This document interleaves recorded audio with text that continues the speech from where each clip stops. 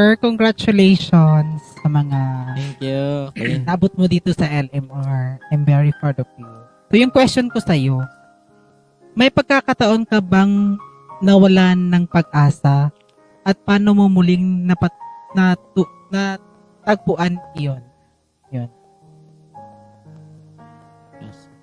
Oo, ilang beses na guys. Ilang beses na ako nagkaroon ng parang wala na akong pag-asa. Ang ganun ba? Yung ganung pangyayari na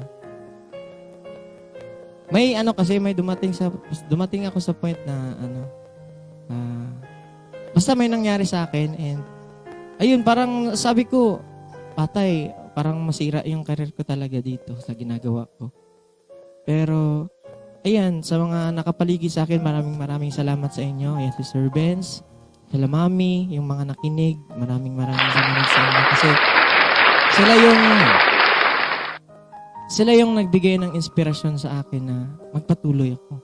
Na, gayaan mo yan, magpatuloy ka kahit basta hindi ko nasasabihin dito kung ano yun. Pero maraming salamat po sa inyo sa mga nagbigay sa akin ng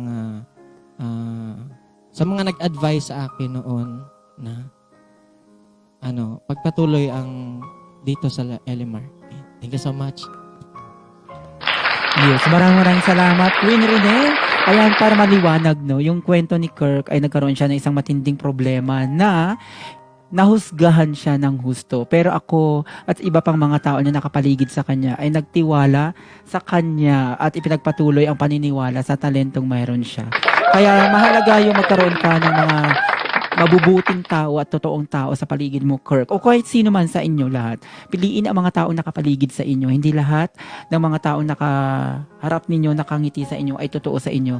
Sa mga panahon na si Kirk ay nandun sa puntong iyon, isa ako at saka si Sir Liam at saka rest of the guys dito naniniwala sa kwento na meron siya. Yun, manatili ka lang dyan. Maraming salamat, Queen Rene. Kaya naman, magtungo tayo kay Merjoy Tutor. Ayun. Rinig ba ako? Yan. Hindi ka lag, bunso. Hindi ka lag. Lalag ako. Hindi, oh. Wala siya. Hindi. Hindi ka lag. Ayaw mo lang sagutin yung tanong ko, eh.